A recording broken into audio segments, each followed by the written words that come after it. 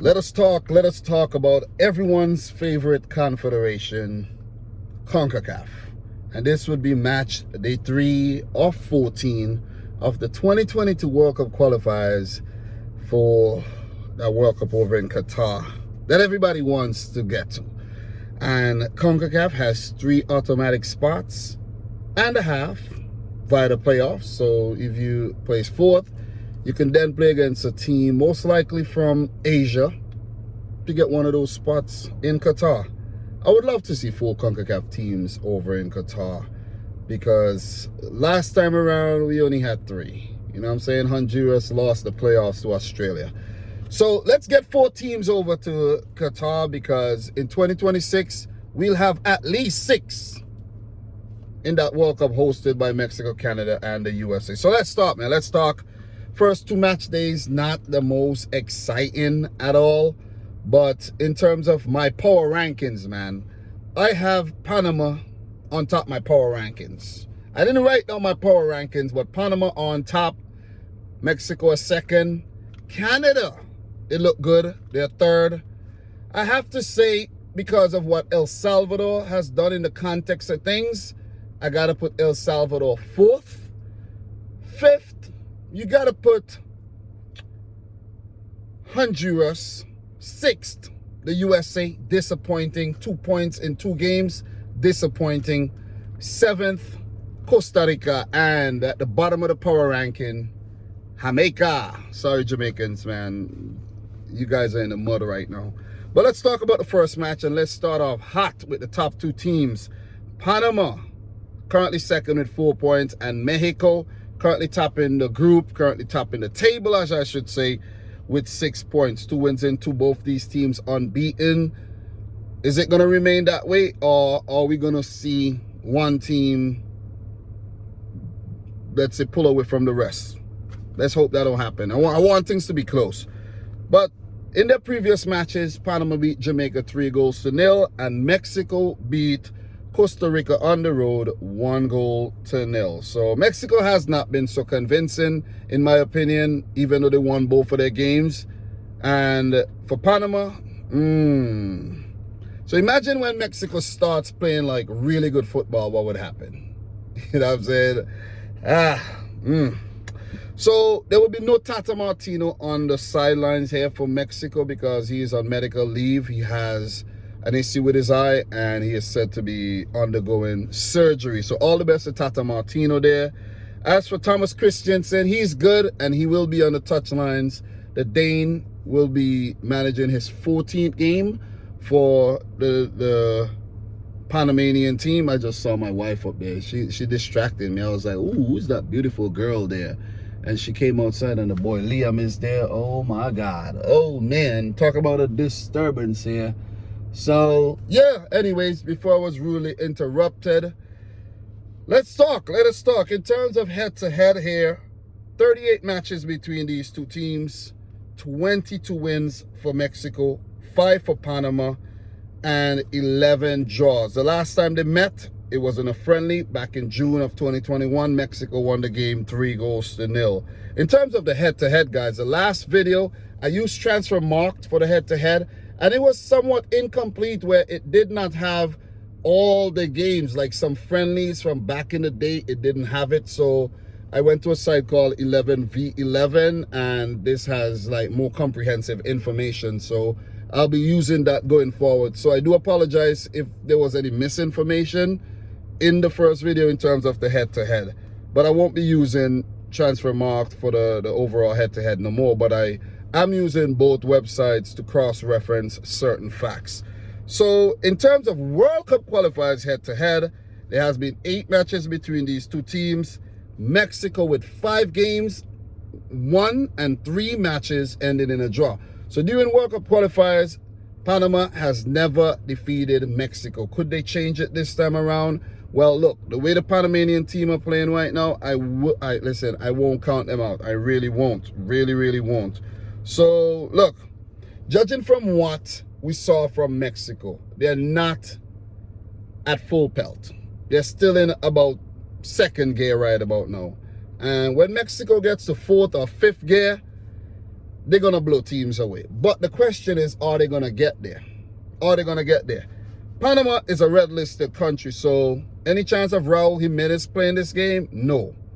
And some players may not play it if it would require them to quarantine for about 10 days before they go back to their clubs. So Mexico will not be at full strength. As for Panama, they're definitely going to be at full strength. They're at home, and they're going to be a very difficult team to beat. I've been really impressed with what they've done. I cannot believe. I'm so ashamed right now. Well, after what we saw from Panama, I'm so ashamed that I put Panama 7th in the octagonal table. 7th. I don't think that's going to happen. I don't think that's going to happen. The way Panama has started, if they continue with this momentum, they're qualifying for back-to-back World Cups directly. No playoff thing. Directly. You see what I'm saying? So for this game between them and Mexico, I'm going to go for a 1-1 draw.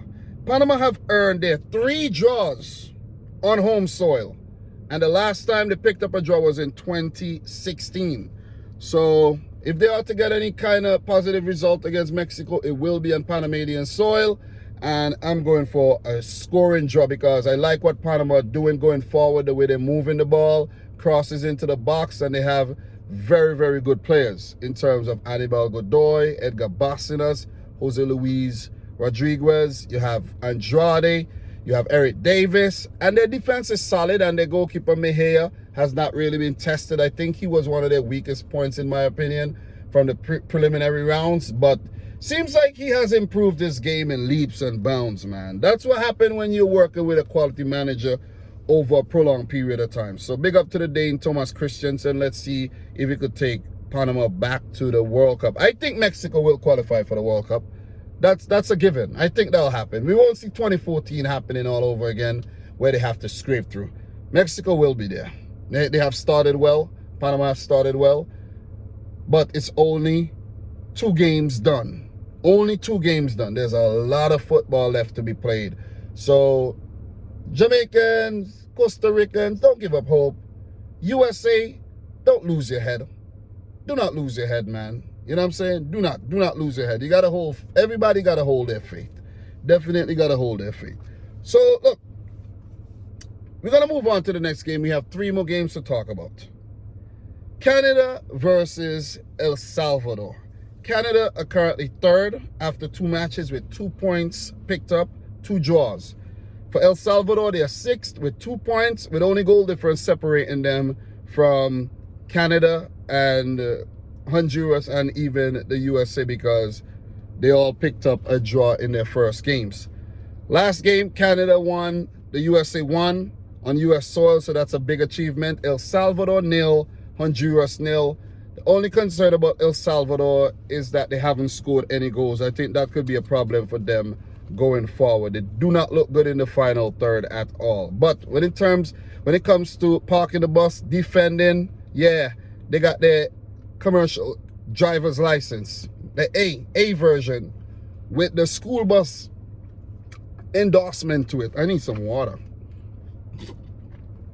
Gonna be doing a lot of talking here. I've been doing a lot of talking over the last couple of days, but this is more of a chill video, you know what I'm saying? So hope you guys understand, man. No pressure here, no pressure. I'm right in front of my house in the car, just chilling, and just want to do this preview, you know what I mean, in a more relaxed environment. Like the last time I was in a park, now I'm in my car, you know. It's a little, you know what I mean, hot outside. I want to be in the AC just chilling, you see what I mean? So in terms of head-to-head, Canada and El Salvador has met each other on 18 different occasions. Canada with 8 wins, El Salvador with 6, and 4 games ending in a draw. The last time these 2 teams met was at a friendly back in 2007, played on US soil, where El Salvador won the game 1-0. So they have a little psychological advantage there. But the only thing is their away form. Is their away form against other CONCACAF teams. So, in terms of World Cup qualifiers head-to-head, they have met on 12 previous occasions. Canada with 6 wins, El Salvador with 3, and 3 games ending in a draw. They also, Alphonso Davies, he might be a concern in terms of his fitness, so we got to keep an eye on that one. And another important fact to note is that El Salvador has never won a game on Canadian soil. The best result was a 0-0 draw back in 1997 in a World Cup qualifying fixture. Look, I made a note and I said the key to El Salvador getting a result and the reason for them playing a lot better than they did in the past is Hugo Perez. The reason for the recent surge is Hugo Perez, the El Salvadorian-born manager who has 73 caps for the U.S. national team. And why this is important is because the appointment of Hugo Perez has shifted things in a way that Hugo Perez is now calling up a lot of dual nationals, El Salvadorian Americans. Well, American El Salvadorians. Well, players born in America, over 25% of the players in the squad were born in America. Alex Roldan comes to mind, the brother of Christian Roldan, if I'm not mixing them up. But that comes to mind. Eric Zavaleta comes to mind, Toronto FC player. He will be looking forward to this match. 25% of the players were born in America. And I think this is the first time that so many players that's been born in America is being given an opportunity. And you could see the quality has improved tremendously, that they haven't lost their opening 2 matches, albeit those games being on home soil. And you got to give it to the players for adapting as well. You see what I mean? So you got to give it to El Salvador, man. Big up, definitely. This is a big game for them. They have never won on Canadian soil. And from what I see from Canada, it's going to be very difficult to do. Honduras had a problem. USA had a problem, even though they were at home. This Canadian team, they're looking good. They have the quality, and they just playing well as a unit. John Herdman looks like a very, very, very good manager as well. Very good manager. He's been doing a good job for a while. Look, even if they don't have Davies fit, they'll be all right, I think. Tajon Buchanan, I think, would start this match because he came off the bench the last time. Also, something to factor in, guys, is the rotation that's going to take place for all these teams. Not every team is going to rotate a lot. I think teams like Panama won't do too much rotation, but I think Mexico would rotate because they have a big pool of players, a quality pool of players. But in terms of Mexico, going back to that, they have to pick the right players. The selection could be an issue. But going back to El Salvador, Canada, I think Canada, they have a very young team. The older guys, like the Vitorias and these guys, you could rotate with those guys. But in terms of the younger players, these guys want to run all day. You see what I'm saying? They want to run all day, run all night, man. So I could see Canada putting out a strong team here. Jonathan David from the start, Tajon Buchanan, maybe Kyle Larin will start the game. But Alphonso Davies, maybe you don't want to risk his fitness and you'll just let him sit out this game and use what you got. I was really impressed with the left wing back, Sam Adekudbe, if I'm saying his name right. Richard Larea, we know of his pace and everything and his prowess over on the right hand. Mark Anthony K looks good. Listen, man, I'm going to go for a 2-0 win for Canada. I don't see Canada losing this game. I don't see Canada dropping points in this game. I'm going to go for the Canadians to pick up all 3 in this match, and that's my prediction, 2-0. We're going to keep it moving. We have 2 more games to talk about, and we are already 15 minutes into the video. So another 10 minutes or so, and we'll call it a day. So look, Costa Rica currently in 7th with 1 point, a win, a loss and a draw, pardon me, versus Jamaica. So a bottom of the table clash here. 8th, Jamaica without a point. The only team without a point. Bottom of my power rankings. Both teams are at the bottom of my power rankings. Bottom of the table. And this one is a tricky one to predict. But San Jose, man. San Jose. You see what I'm saying? That's all I'm going to say right now. San Jose. So look, Costa Rica 0-1 in San Jose versus Mexico. And Jamaica, they lost at the office against Panama 3-0. So both teams just lost their home matches, and that ain't good. So both Luis Fernando Suarez and Theodore Tapper Whitmore need to get their act together. For real, they need to get their act together. In terms of head-to-head, these teams have 30 matches played between each other. Costa Rica with 14 wins, Jamaica with 5, 11 games ending in a draw.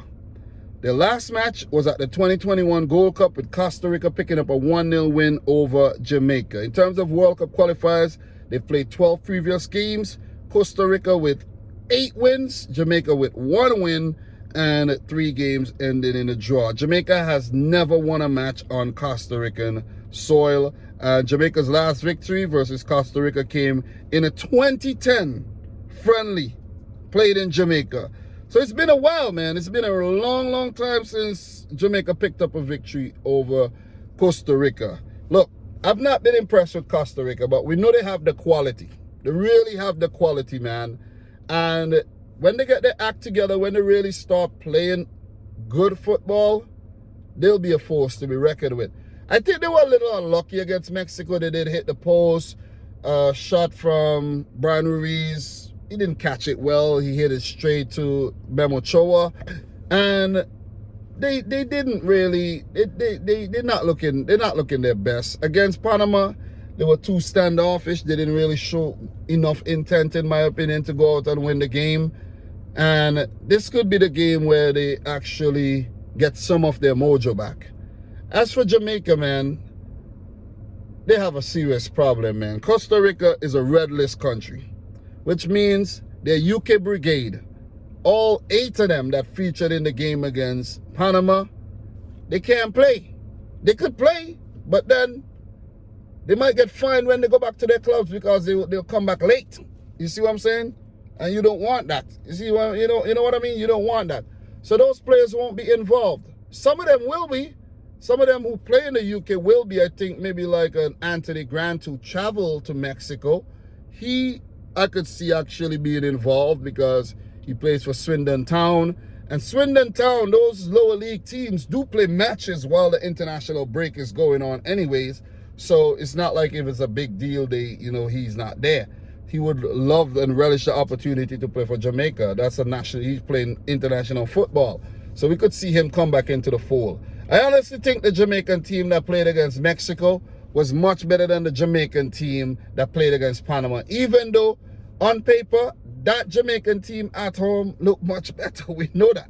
But this ain't FIFA career mode or this ain't Ultimate Team. This is real life. And that team had no chemistry, man. That team had no chemistry. So, guys like Mikel Antonio, Bobby Reed, Liam Moore, even like Wes Harding.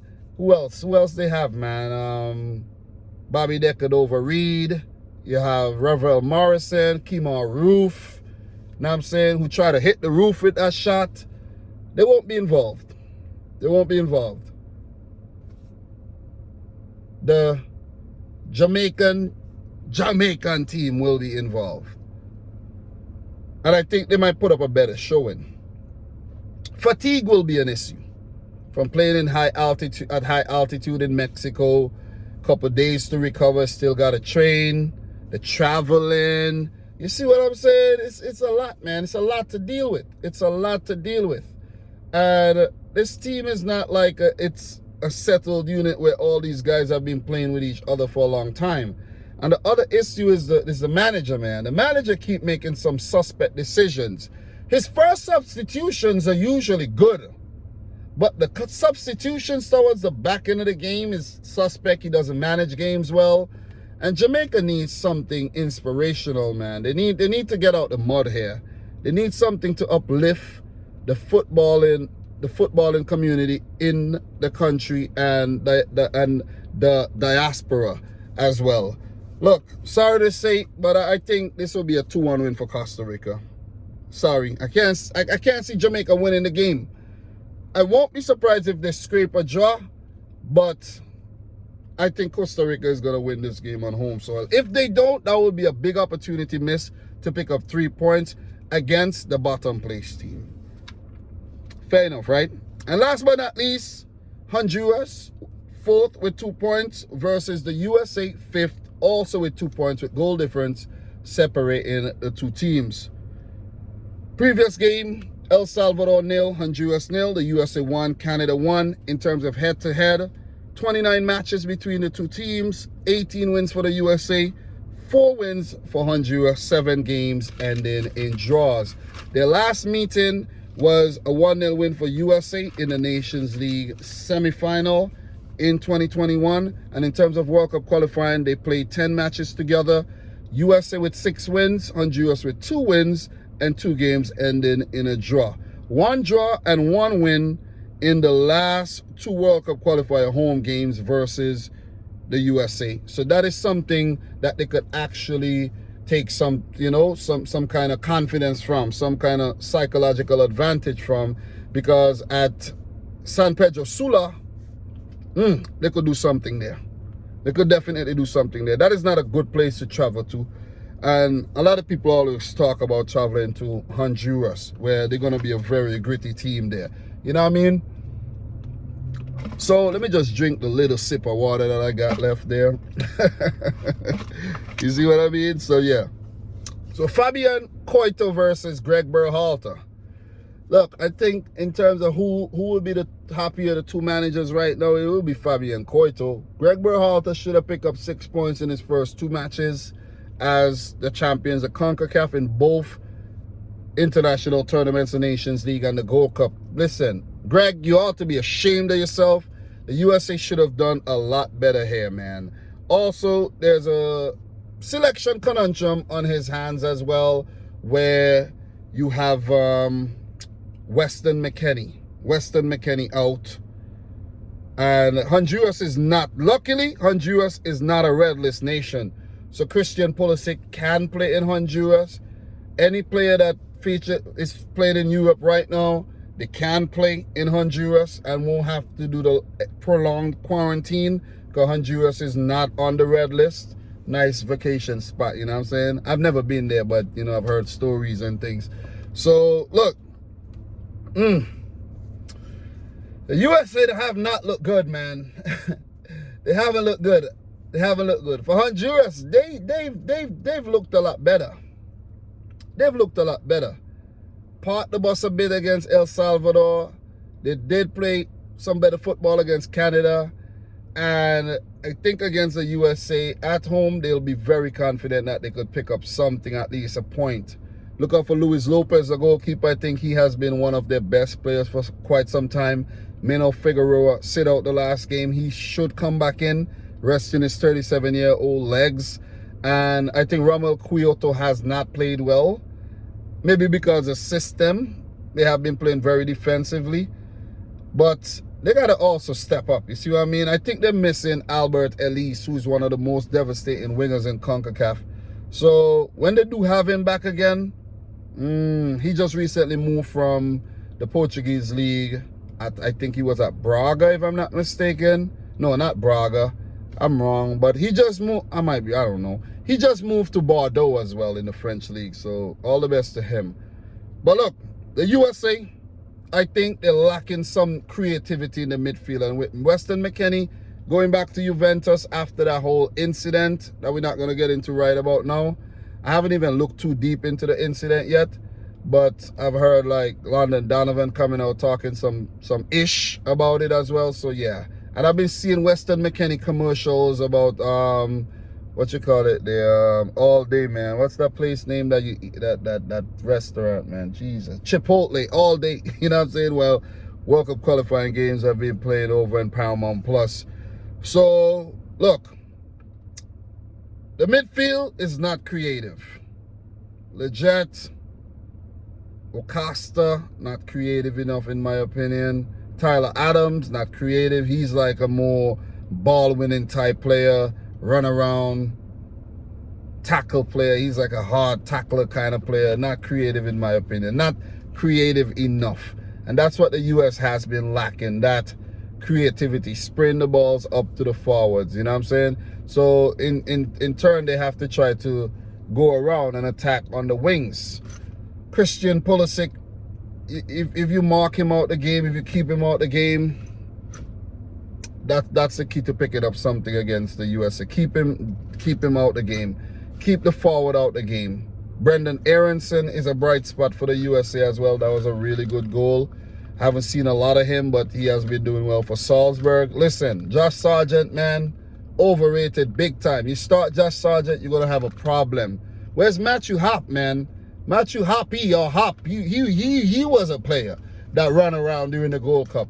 I think he just moved to Mallorca in the Spanish league, so maybe he's still, you know, maybe, I don't know. I don't know the full extent of the situation with Matthew Hop. Hoppy. Let me say his last name right. I don't even know if I'm saying his last name right, but it's whatever. But it's the tinkering for me with Greg Berhalter, man. It's the tinkering. Dest picked up an injury, so I'm pretty sure he won't play. Yedlin got run past by Alphonso Davies, so you know what I mean? Anthony Robinson did look good in the game, so man, 0-0 draw. 0-0 draw. Or a draw, any type of draw, but I'm going for a 0-0 draw. The US ain't winning on Honduran soil. Not happening. Not happening. They couldn't do it in El Salvador, at the Estadio Cuscotlan. They ain't gonna do it in San Pedro Sula. Not happening. See what I mean? Not happening. It might happen, but who knows? I'm not confident in this US team right about now. It's weird that they just did so well at the Gold Cup and the Nations League, and you come into World Cup qualifiers and you're nervous. Let me just say that. You're nervous, USA. You're nervous. But guys, those are my predictions for match day 3 for the Concacaf 2022 FIFA World Cup qualifiers. Let me know your thoughts down below. Let me know your predictions. Subscribe to the channel if you're new. We almost at 46K. Thanks to all the new subs. Make sure you smash a big dirty fat like on the video. All right? Share it with your friends. And until next time, peace out. Rich Squad. Peace. Namaste. Probably saying I'm weird, but I don't care, man. I don't care.